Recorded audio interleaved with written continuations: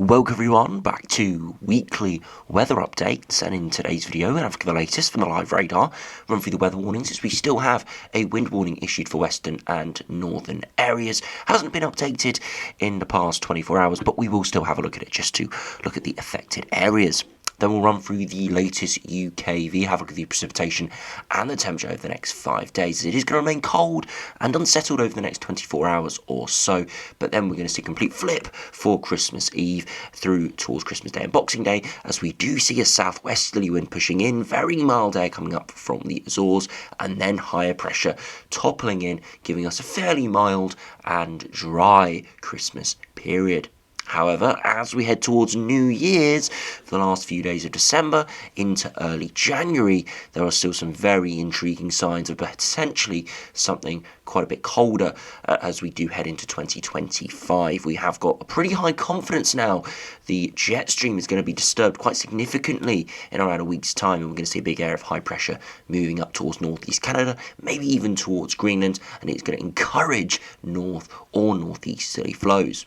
Anything more than that, any more detail than that, is impossible to say at this stage, as we are seeing a whole array of different scenarios, from something slightly chillier, a bit unsettled, to some properly cold runs like the GFS is continuing to show today. On top of that, the ensembles as well have continued to slowly shift a little bit more cold, which again does give more validity to the ideas that we are starting to see. So do remember, if you enjoy my videos, do like and subscribe, and remember to follow me on Twitter as well, the link's in description. Now, if you start on the live radar, you can see we've still got this northwesterly wind pushing in at the moment. It is pretty cold out there. We did see quite a bit of snow overnight last night. It was very convection based, there were a lot of evaporated cooling, very wet snow, so I doubt many people saw massive settling amounts apart from maybe over the higher ground. But if you are up through the early hours of Sunday morning, there was quite a high chance, especially in the north and west, you saw a bit of falling snow. At least even some further eastwards and southwards saw a bit of snow for around sort of 5 or 6 a.m.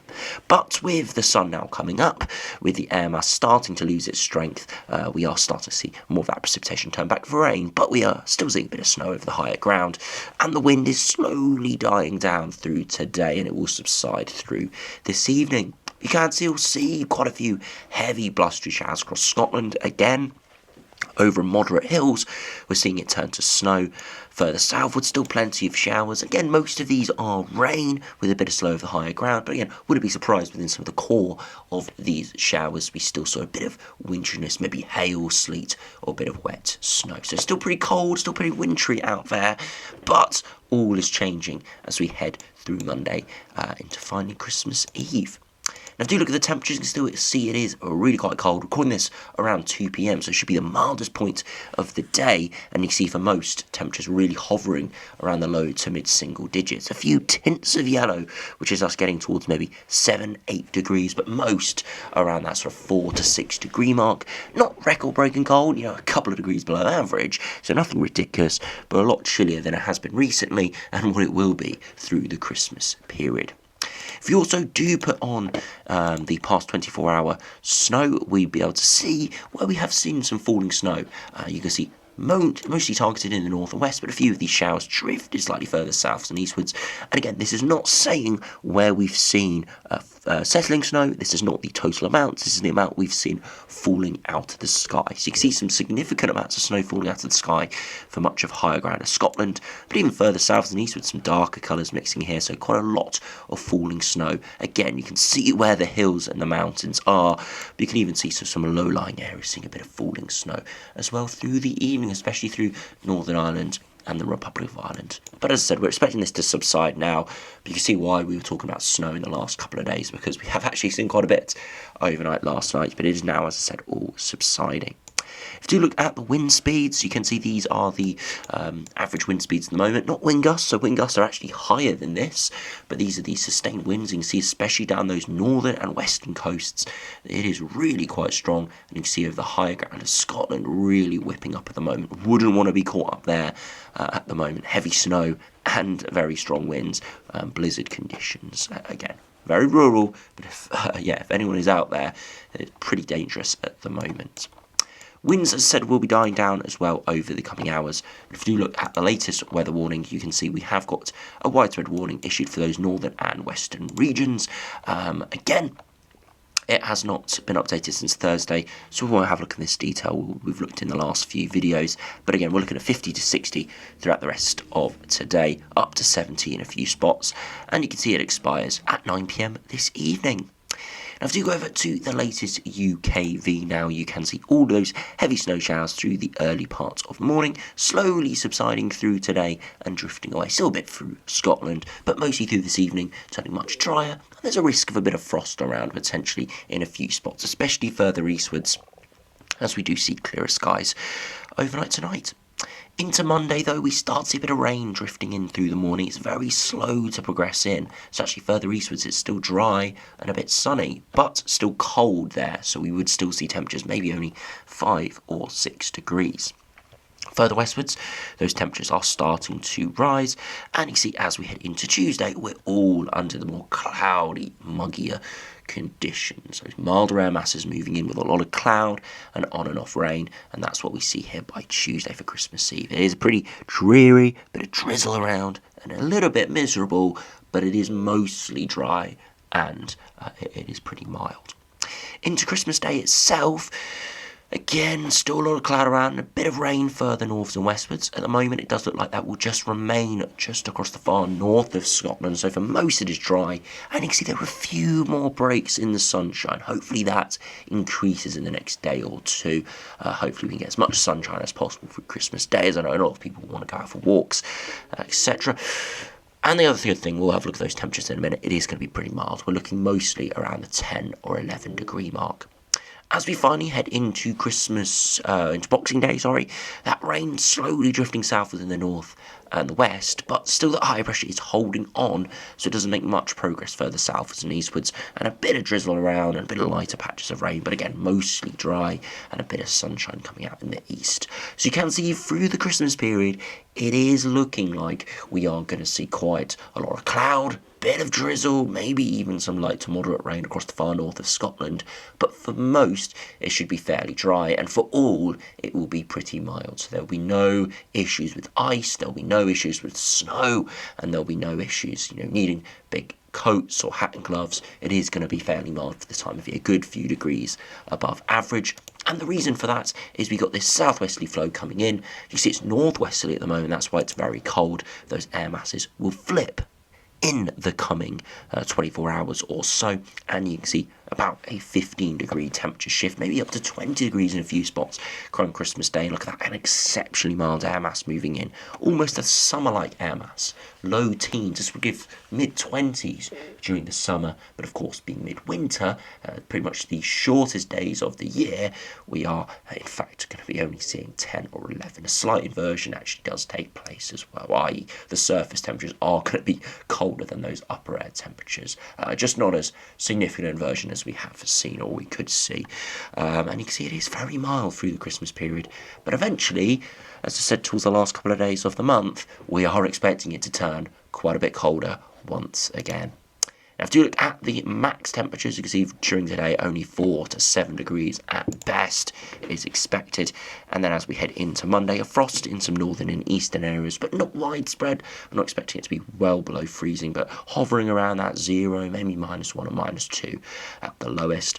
And then you see into Monday afternoon, very chilly still, 4 to 7 degrees at best, but 10 to 12 across the Republic of Ireland as we do start to see those westerly winds return.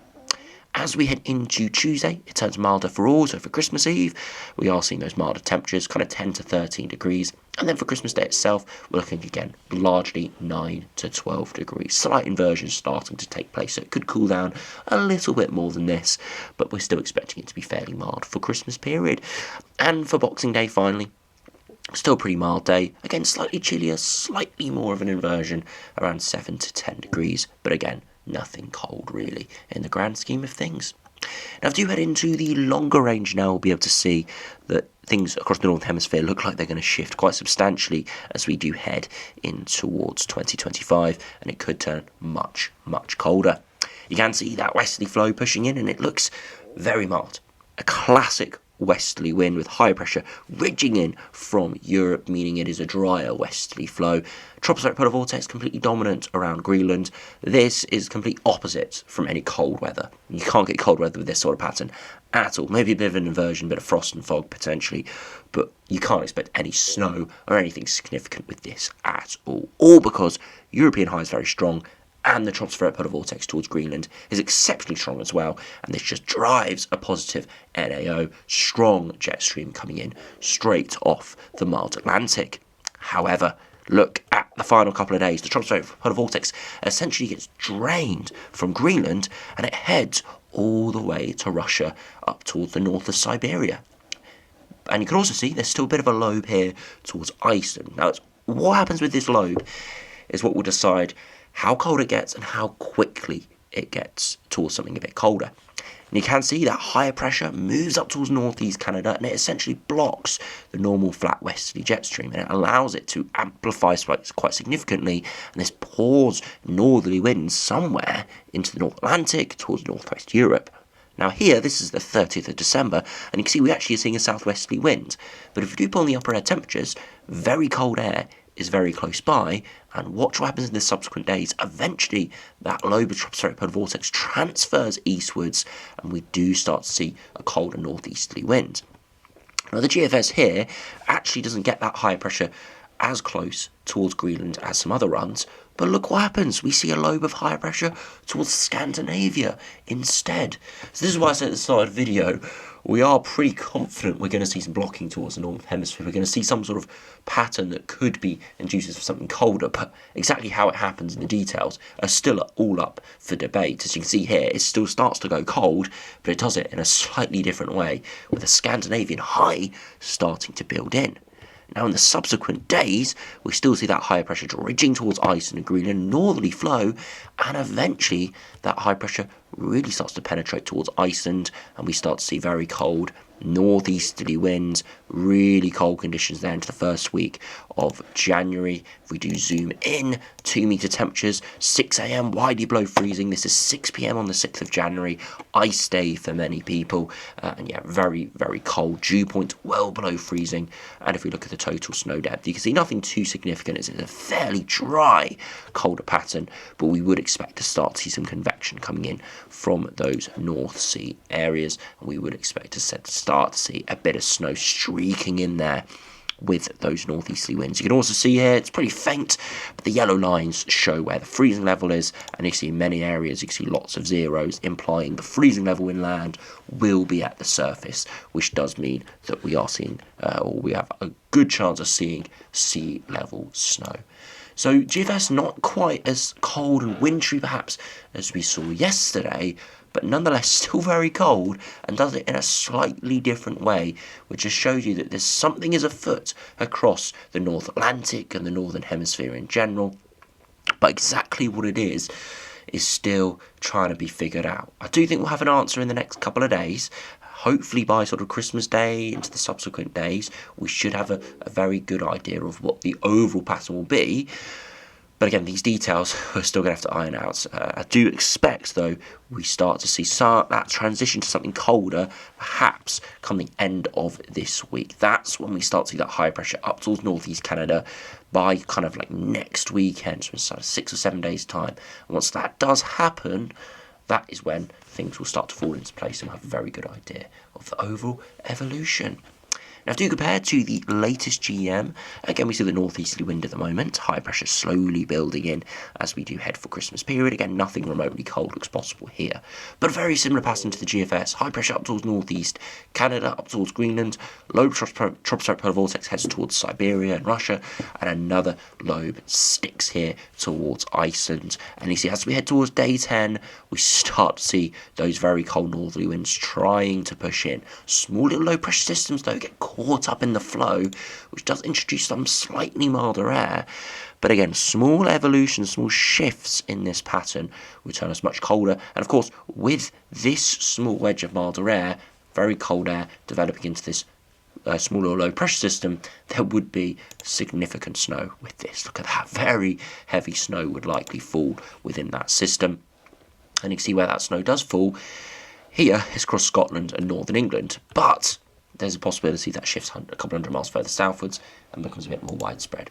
Again, we're not looking at the details here, we're looking more at the overall northern hemispheric evolution, and we can see again here is this northeast into Greenland block, with low pressure towards Scandinavia encouraging northerly winds, and these low pressure systems getting caught up in the jet stream. Again, the one worry though, if you want a colder pattern, is this European high. Ideally, we'd see this European high clear a bit further southwards towards the Mediterranean, and that would allow these low pressure systems to take a bit more of a southerly track, and that would turn us much more likely to be colder. But at this stage, again, those are the details, and we're not going to be able to iron them out for another couple of days. But you can see for the 1st of January, we'd be looking at a pretty cold and snowy pattern for Scotland, a bit milder further southwards, but would go colder in the subsequent days. Now finally, if we compare to the latest ECMWF, again broadly very similar over the next sort of 5 or 6 days or so. Again, high pressure building in, and then again we see that low stratospheric polar vortex going up towards Siberia and Russia. A bit goes towards Scandinavia, and a bit goes a bit more towards Iceland, so it's a bit more of a stretched out pattern. And again, we do see that evolution of a bit of blocking towards Greenland and northeast Canada, but again the European high doesn't allow the lower pressures to sweep through. So again, there's a bit of a blocking feature here in terms of not allowing that jet stream to pass through Central Europe, which is kind of what is needed if you want to see these low pressure systems clear eastwards and unlock the doors to northerly flow. So ECMWF still showing a very similar pattern, but showing you the restraints of this sort of pattern, and just shows you what could happen if that high doesn't disappear from Central Europe. If that high remains, then we could be on the cusp of something colder, but never fully realise it. So again, we'll have to wait and see. Again, it's these details that, again, we will find out probably later this week into next weekend. But I do just want to show you the ensembles to finish the video, and you can see these are the latest GFS ensembles, so I do quickly refresh it to make sure we've got the up-to-date data. You can see very cold at the moment, turning much milder through Christmas, a complete reverse, almost 15-degree temperature shift, and then it stays pretty mild and very dry to around the 29th or 30th of December, and then we see a shift to something much colder, and you can see there, as we head into early January, we do lose the 1991-2020 mean, and that is because it refreshes to a new year, so there's a little bit of a glitch there with the ensemble charts. But if we just extrapolate that, you can see we are generally a good couple of degrees below average, and quite a few of the runs go cold down towards the -5, and there are quite a few that go very cold, which is kind of towards that -10 region, which would give widespread cold conditions, not just across higher ground, not just for northern areas, but from the south all the way to the north. We'd expect to see temperatures no higher than 1 or 2 degrees, and for falling snow wherever you are. That's kind of the threshold around that -10 level. So again, pretty consistent here from the ensembles, something colder, but there is still a lot of scatter, so we can't ignore those milder runs. Just higher and higher confidence as we go on that something colder could be coming, and unsettled as well. Quite a lot of precipitation spikes, and if we do overlay the new snow depth, you can see quite a few spikes as well. So interesting signs for early 2025. Not a guarantee at this stage, but definitely something to keep a very close eye on. And if we do compare to the latest ECMWF as well, broadly very similar. Maybe not as much of a succinct colder pattern in the longer term. It's more hovering around the average, the extrapolated average there. But still, nonetheless, still plenty of colder runs, still plenty of milder runs. So definitely a shift to potentially something cooler, but not as quite as confident as the GFS. We do see this quite often when we're looking at that longer range. GFS is a little bit more bullish. Maybe it's due to the lesser ensemble members. The ECMWF here has 50, the GFS has 30. So with 50, you'd expect in these longer ranges, just due to simple statistics, that it would be much closer to the average. With more runs made, you'd expect that average of those runs to be closer to what we should expect for the time of year. Whereas GFS, having lesser runs, and it can get skewed by more of those colder runs. So again, probably just something to do with statistics here, why we're seeing ECMWF just be a bit more moderate, but I think we'll see this all uncovered in the coming days, especially through the Christmas period. We could have something very interesting to watch for the start of 2025. Along with the fact that a colder pattern could evolve, it is of course kind of the coldest time of the year. Late December through to early January is kind of the perfect storm for colder weather, simply because we've still got very cold air to our north, coldest air of the time of year through sort of January, February, but also we've got very short days, so it could exacerbate those impacts. And any colder pattern we see, as said, could be just that little bit more harsher. So we'll have to wait and see, but definitely some stronger signs through today. So anyway, thanks for watching. Hope you enjoyed. Subscribe if you're new, and I'll see you again for another video soon.